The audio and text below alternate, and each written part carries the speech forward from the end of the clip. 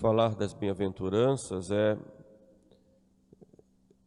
falar das máximas do Evangelho, um verdadeiro programa de vida que Deus nos dá através de seu Filho Jesus. Na verdade, nós nos perguntamos, nós sabemos que quando nós fomos batizados, Deus nos chamou à santidade. Sede perfeitos, como vosso Pai Celeste é perfeito, sede santos, porque eu sou santo, já nos diz o Senhor. Mas ficamos nos perguntando em que consiste a santidade e colocamos a santidade como uma resposta de atitudes nossas, de muitas orações, muitas penitências, ou achamos que ser santo é apenas para alguns, não é para todos, ou que ser santo consiste em fazer milagres ou coisas prodigiosas. Mas em que consiste a santidade? Na verdade, nós para sermos santos precisamos de oração, é claro. A oração nos coloca nessa união com Deus. Também penitência. Se não fizerdes penitência, todos perecereis, para repararmos os nossos pecados e nos prevenirmos contra nossas paixões desordenadas. Mas a santidade, ela não consiste em si nisto. A santidade consiste na caridade. E vive a caridade quem se configura a uma pessoa que é Jesus Cristo. Ele, para nós, é o modelo do homem perfeito, o varão ideal, aquele que o Pai colocou diante de nós como o novo Adão, como Maria, a nova Eva, e Jesus, como o novo Adão, é para nós o modelo de santidade. E nós somos santos na medida em que nós nos unimos a Ele, não só imitando, mas, sobretudo, mergulhando no seu amor. E quanto mais nós nos unimos a Cristo, e essa união se consuma de modo pleno aqui na terra, quando nós recebemos a Eucaristia, mesmo que recebamos espiritualmente, é claro que espiritualmente é sempre um impulso para a recepção sacramental, mas aí se realiza de modo claro aquilo que Jesus diz. Aquele que me ama, meu Pai o amará, e nós viremos a Ele e nele faremos morada. Mas Ele nos dá um programa, que é o programa que Ele viveu, né? E esse é o nosso programa de vida, que está exatamente naquilo que nós costumamos chamar de bem-aventuranças. Foi exatamente o sermão que Ele fez na montanha, e notem que Ele ali está sentado, ou seja, está ali como mestre e nos ensinando. E nos coloca primeiro as bem-aventuranças e depois o prêmio das bem-aventuranças. Pobres de espírito, deles é o reino dos céus. Os que choram, a consolação. Os mansos herdam a terra. Os que têm fome e sede de justiça são saciados. Os misericordiosos alcançam misericórdia de Deus. Os puros de coração são os que veem a Deus. Os pacíficos que promovem a paz são os verdadeiros filhos de Deus. Os perseguidos por causa da justiça têm o reino dos céus. Os que são injuriados e perseguidos por causa do seu nome, esse tem a recompensa no céu. Portanto, é um programa que nosso Senhor nos dá.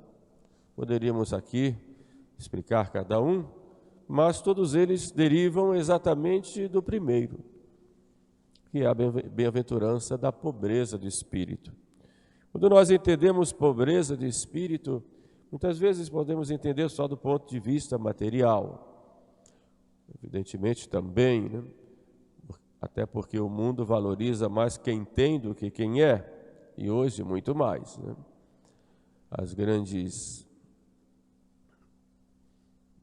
as grandes discriminações no mundo são, na maioria das vezes, por conta de bens materiais, em que o homem transforma no próprio Deus. Mas Cristo diz: bem-aventurados os pobres no espírito.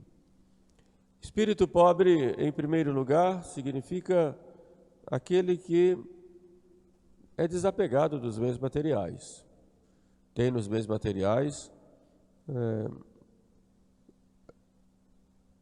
meios para alcançar a vida eterna. Aquilo que diz Santo Inácio: as criaturas foram dadas para nós como meios, para nós salvarmos a nossa alma. Por isso devemos usá-las tanto quanto nos conduzem à salvação da alma, e devemos nos afastar delas tanto quanto nos afastam da salvação da alma. Por isso, todo bem material que está incluído aí nas criaturas, ele deve ser usado, bem administrado, tanto quanto eles nos conduzem à vida eterna. Por isso, nós nunca podemos, de maneira alguma, endeusar os bens materiais como se fossem o nosso fim último, como se a nossa felicidade consistisse em termos bens aqui da terra. Na verdade, nossa felicidade é Deus, e tudo aquilo que nos afasta de Deus, seja o que for, tudo aquilo que nos afasta de Deus, nos tira desse caminho da felicidade, da bem-aventurança verdadeira. Mas os pobres de espírito têm também um outro sentido, né? Que é a humildade. A primeira virtude que nós devemos ter, quer dizer, é base de todas as virtudes, é a humildade. Jesus, quando ele manda que nós aprendamos dele, em primeiro lugar, aprendei de mim, que sou manso e humilde de coração. E nos dá um prêmio, né? E assim encontrareis repouso, paz para vossas almas. Portanto, a humildade é a virtude básica. Eu posso fazer de tudo na vida, posso até me entregar completamente em prol das pessoas, trabalhar, servir, mas se eu não tenho humildade, isso de nada me adianta. Embora a humildade não seja a maior das virtudes, a maior é a caridade, mas sem humildade tudo se torna vaidade. Tudo. Por isso se diz que a humildade é alicerce de todas as virtudes. E não é apenas alicerce, mas ela é a virtude nutriz, aquela que alimenta todas as outras. Então nós temos que ter humildade. E em que consiste a humildade? Santa Teresa diz que a humildade é a verdade.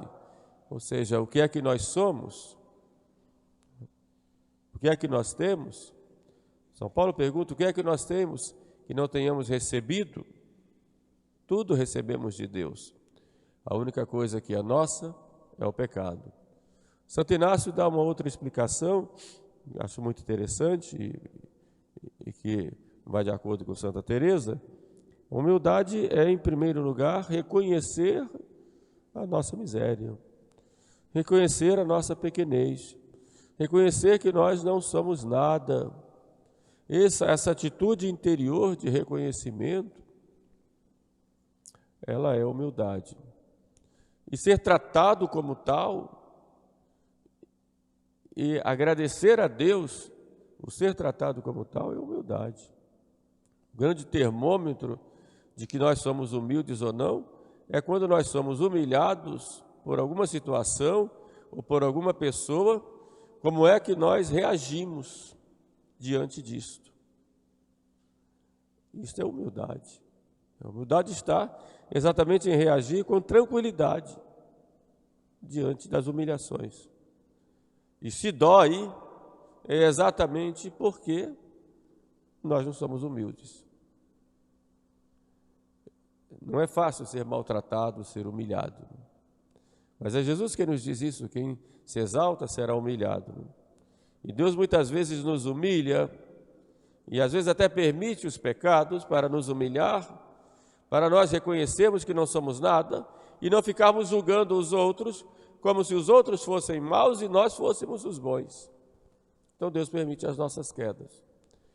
Por isso, quando nós somos humilhados, nós somos chamados a não só reconhecer que nós somos frágeis e que caímos, como reconhecer que somos como as outras pessoas também que caem.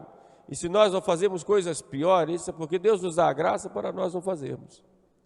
Por isso devemos ter misericórdia com as pessoas que caem e não ficarmos atacando os outros ou dizendo, eu não faço isso, como fazia naquela parábola o fariseu, que dizia, eu não sou como os outros, nem sou como aquele publicano, eu faço melhor. Como se toda a graça, se todo o bem tivesse nele a própria fonte. Então, bem-aventurado o pobre de espírito é aquele que é humilde. E Santo Inácio coloca um segundo grau da humildade, aquele que se alegra, depois de reconhecer, se alegra quando é humilhado. Como diz São Paulo, eu me alegro na minha fraqueza, não no erro, não no pecado, mas eu me alegro quando sou tratado como um pecador. É um segundo grau de humildade. E Santo Inácio vai num terceiro grau, e ele diz que aquele que não só se alegra, como aquele que procura a humilhação para ser tratado como é. São Francisco, falando da verdadeira alegria, ele diz que a verdadeira alegria é aquela alegria que nós temos quando somos tratados como Jesus Cristo, que sendo Deus se fez homem, sendo homem foi tratado como um criminoso, maltratado, pisoteado, escarnecido, cuspido, carrega uma cruz humilhante, é humilhantemente pregado numa cruz, como se fosse o pior dos criminosos, e ele diz, eu me alegro quando sou tratado assim, porque sou tratado como Jesus Cristo. Por isso somos bem-aventurados. Pobres de espírito tem esse sentido. E a partir daí, desta pobreza, não só do ponto de vista material, como do ponto de vista moral e espiritual, nós temos todas as outras bem-aventuranças. Daí temos a base para toda a nossa vida espiritual, que é uma vida de vitórias, não é uma vida de derrotas, uma vida de vitórias, porque aquele que se humilha diante dos homens, este é exaltado diante de Deus. Como disse Nossa Senhora, porque olhou a humilhação de sua serva, por isso doravante todas as gerações me chamarão bem-aventurada.